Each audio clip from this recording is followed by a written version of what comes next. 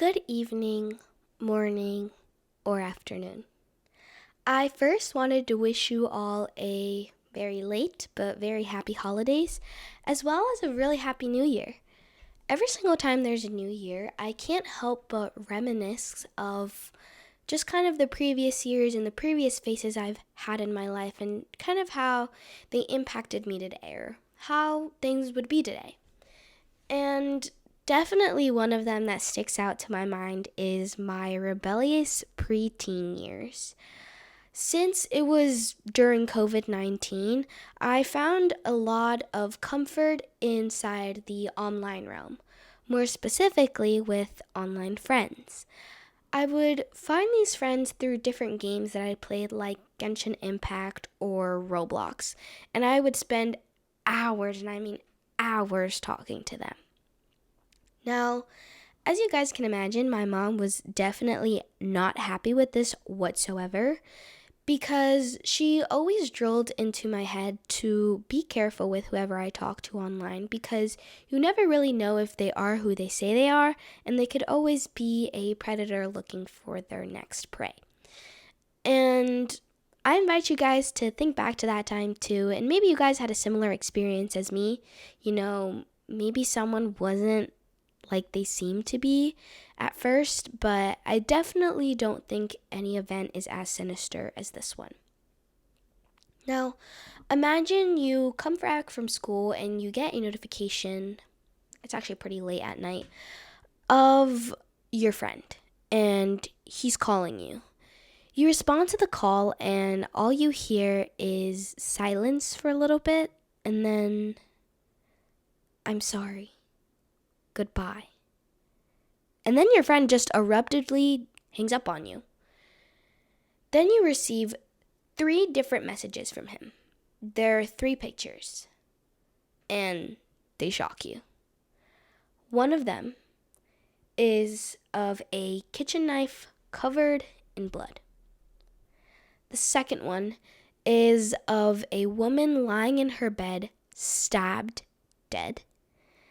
And the third one is of that same friend holding up a sign like this with his hand covered in blood.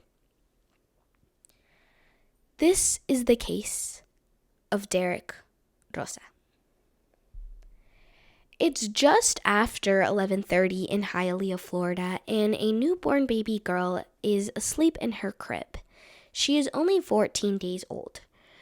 As you can imagine, babies sleep really deep, and so her chest was just rising and falling and rising and falling. Next to her in the same room is her mother, Elena Garcia, and she is sleeping as well. She is 39 years old, and her body is beyond exhausted, an exhaustion that only new mothers can understand.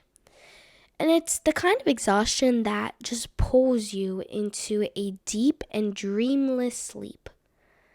And nothing in the room suggests danger whatsoever. There are no raised voices, there are no arguments, and there's definitely no struggle. And yet, Elena will never see the light of day again because she will be repeatedly stabbed in the neck while she sleeps. And the person who does it is none other than her 13-year-old son, Derek Rosa. Now, the apartment in Hialeah, Florida is nothing like a penthouse. It's just some townhouses and a working class neighborhood. The neighbors know each other by faces and not by names.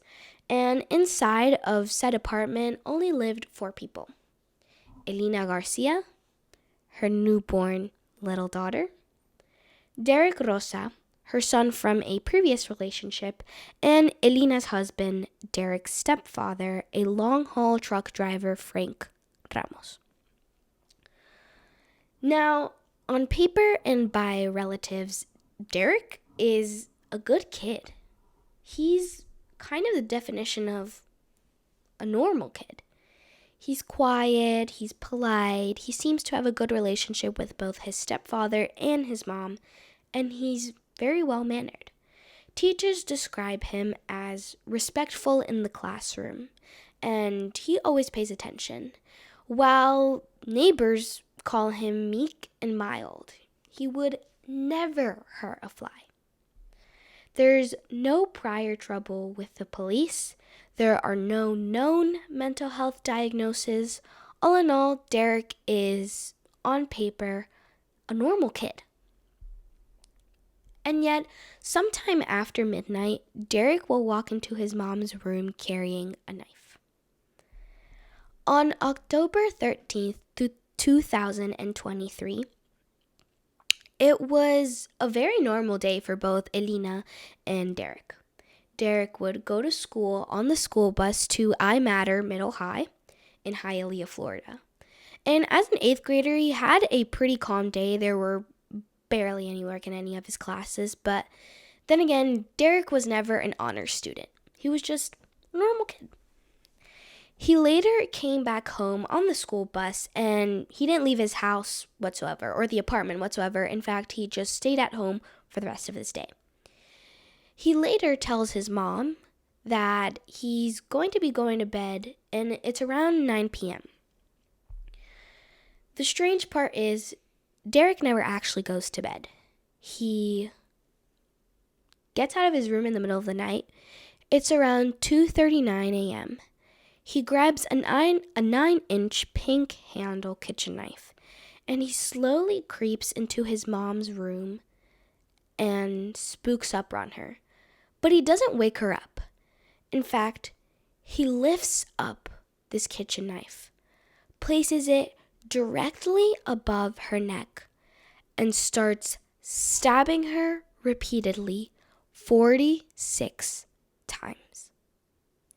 Elena doesn't just die on the spot. In fact, for the first few stabs, she tries fighting Derek off of her. She scratches him and she's trying to wrestle that knife out of his hand. But due to the power position imbalance, as she was laying down and he was directly on top of her, her strength wasn't enough, and she wasn't able to get Derek off of her. She cries and she pleads in pain for her son to please spare her life, as she has just become a mom again. She was just able to experience all the beautiful things she experienced with Derek with her new little baby girl. But Derek was just in a stabbing frenzy. The only thing he said to her was one Spanish slur. And you might be wondering, what about his sister? His sister was sleeping literally in the crib right next to her mom's bed. What was she doing? Did he touch her? Did he harm her? His sister lay in her crib unharmed while her mother was being stabbed right next to her, and she was still sleeping. It's important to note that his stepdad, Frank Ramos, being a truck driver, was actually in Georgia at the time of the murder.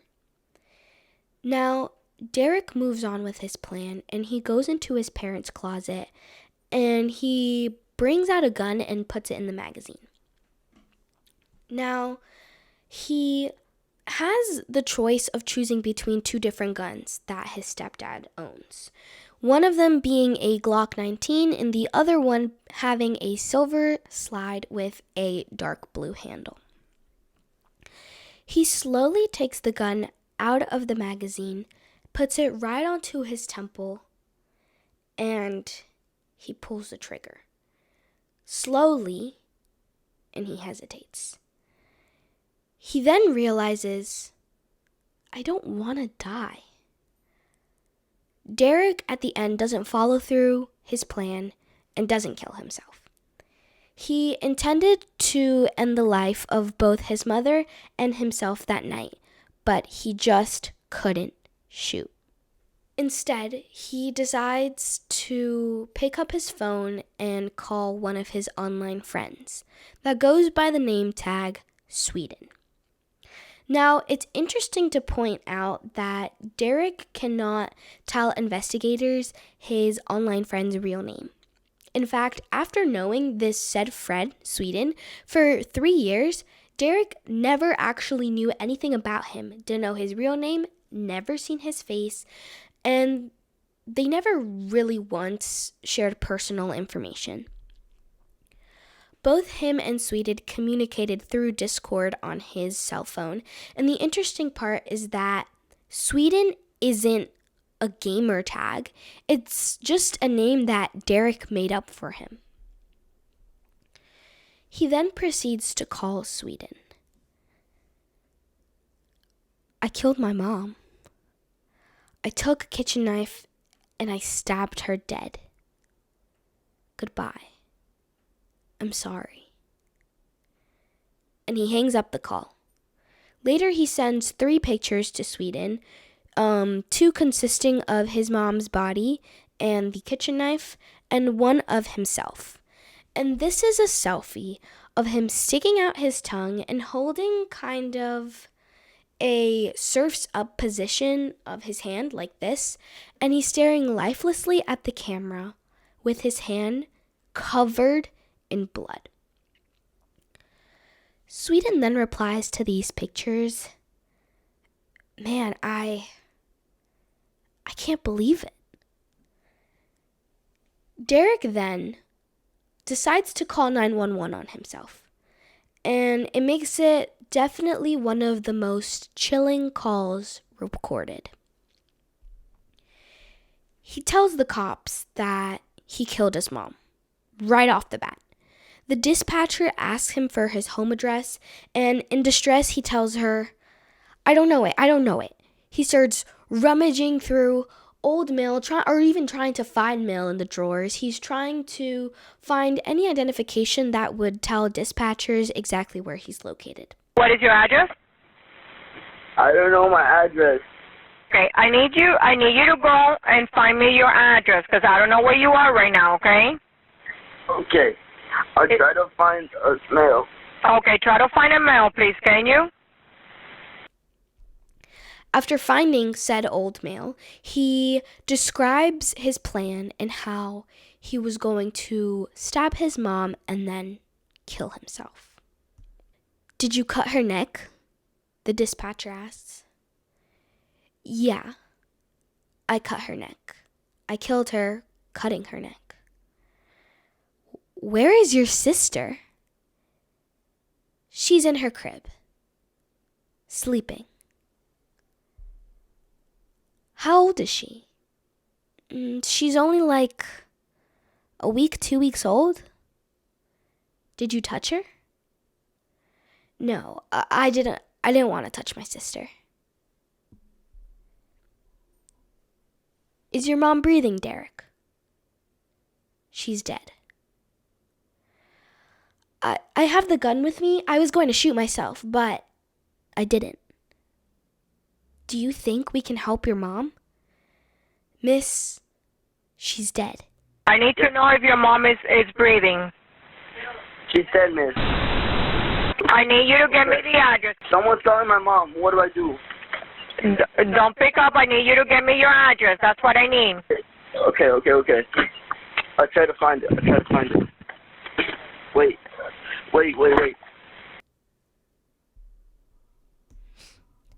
Derek's arrest was simple. He showed no signs of struggle whatsoever. He stayed right in his place, and his grandma went to pick up his younger sister. He was then taken to Hialeah Juvenile Detention Center. This is where he had a very interesting interrogation, probably one of the most interesting interrogations that I've seen. It's not 5 or 6 hours long. It's actually just an hour and a half. And he starts off the interrogation very calmly. He's no longer in distress like in the 911 call, nor is he crying. He complies with all of the officer's questions. He started off explaining in detail what happened and what were the events of that night. He later talks about his online friends and his relationship with his mom. He's eerily calm throughout this entire interrogation. In fact, he points out to the police officers where the blood is located on him and on his shirt. Now, it's important to note that something is completely off with the interrogation. When officers go to ask Derek about the weapon, he describes it with a lot of discrepancies with the actual weapon that he did use in the crime scene.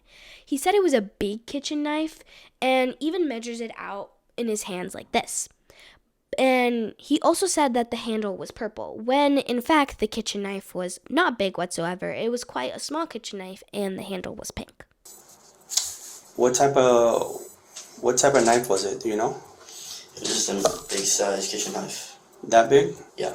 What color was the handle? Purple. Purple? Yes. Lastly, investigators ask him the most important question, one that he gives a very interesting answer to. Derek, why did you kill your mom? Derek is immediately caught off guard. Can I use the bathroom? Once Derek comes back from the bathroom, they try building up that trust that they had with him in the beginning of the interrogation. They ask him about video games and about his school life, and then they ask him again, Derek, why did you do it? Do what? Stab your mom. He stays silent and his eyes darken. I want a lawyer. And that marks the end of Derek Rosa's interrogation. Now, a lot of people like to analyze this interrogation and really go deep into kind of what happened. It's very interesting the way he answers a lot of the questions. He complied with all of them, answered them very calmly, and even admitted to killing his mom right then and there in the interrogation.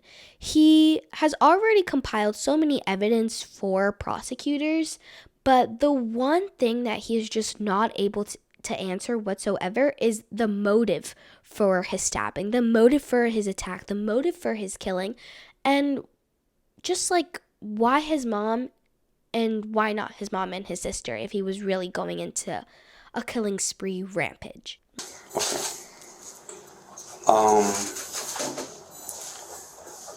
Why did you stab your mom? Can I go to the bathroom before I answer that? Yes, of course, of course. Give me 1 second. You want to take him from the... I have patrol tape. Yes, have patrol take him. Make sure they're 5'5" on the body cam. Where's patrol at? Where's patrol? Down at the end of the hallway? Yeah, I don't have my body cam and he needs to go to the bathroom. Here, So you were about to tell me the why. Why did you kill your mother? Do you know? Do I have to say it now? yeah, get it off your chest, absolutely. Can I wait for a lawyer? Okay, at this point, you want a lawyer? Maybe not. We can't, no, listen. Just so you understand, okay? You have... Now, prosecutors and defense attorneys start to build up their cases. They're going with the mindset that this case is going to go into trial. It is revealed that Derek actually had a past fascination with blood and violence and gore. One instance is that he would tell his online friends and he would say that he aspires and wants to do a Jason. And basically, Jason is from a horror movie, Friday the 13th, and he's a fictional character who typically uses a machete to kill his victims. Prosecutors also found evidence that they hoped to introduce in the case from Derek's cell phone, where he allegedly searches up a lot of incriminating Google terms hours prior to the homicide. These searches consist of: where is the best place to stab someone? Another one being the carotid artery. Is a small knife good for killing? Can a knife cut through bone? The filing further alleges Derek shared a graphic suicide video multiple times, and this video showed the death of a U.S. Army reservist named Ronnie McNutt. And he shared this video with his friends and his girlfriend before and on the day of the murder. And witnesses said that Derek would laugh at these videos and at the footage, and he would describe them as funny and exciting. Now, this was definitely very off-putting to his friends and his girlfriend, which would cause them to further distance themselves from Derek and for his girlfriend to break up with him. Prosecutors claim that this pattern shows Derek Rosa's morbid fascination with blood, death, and gore, and that he took pleasure in shocking others with violent imagery. He would find that extremely satisfying to him and almost fun. Having both the recorded confession and these prior interests in blood and violence, the prosecution was ready to take this case into trial. Derek decided to plead not guilty, and the defense started on their case. They deemed that Derek was not competent at the time and didn't fully understand his rights when he confessed. Defense attorney Delis Rielo pointed to Derek's mental health history that apparently he had. He tells the court that he has been diagnosed with ADHD and autism, and he is emotionally and cognitively immature. I do want to point out that Derek's behavior was quite strange during the hearings, the court hearings. When they played his 911 call again for the court to hear, he actually covered his ears and turned his head down, in which the defense believed that that was kind of an example of that he was cognitively immature and that he wasn't able to fully understand the consequences of his actions or the gravity of his actions. And this behavior kind of stays for all of the court hearings. He never really shows any emotion, but the little emotion that he does show is either a smile to his grandma or he's just covering his ears, trying to not hear his 911 call or just trying to almost apparently not really relive the moment that was October 13th, 2023. Derek, as I mentioned earlier, initially pleaded not guilty, leading the defense to try and scurry and find another potential suspect. All signs pointed to his stepfather, Frank Ramos. Although Ramos was away, they stated that the figure in the footage seemed much larger than Derek's figure, almost of a grown man. The struggle of Eliana didn't seem like she was fighting a 13-year-old, rather a 30-year-old man.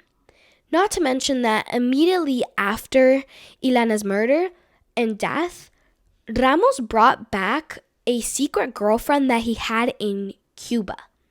And he took advantage of this situation to start a new life and start a new family. Nevertheless, prosecutors managed to show enough evidence to rule out Frank Ramos as a potential suspect, because Ramos had a GPS in his truck that followed him, of course, at all times, no matter where he goes. Looking at the GPS and at the time that the crime was committed, Ramos was well in Georgia doing his work, and he was nowhere near the site of the murder. This case was a roller coaster for Derek.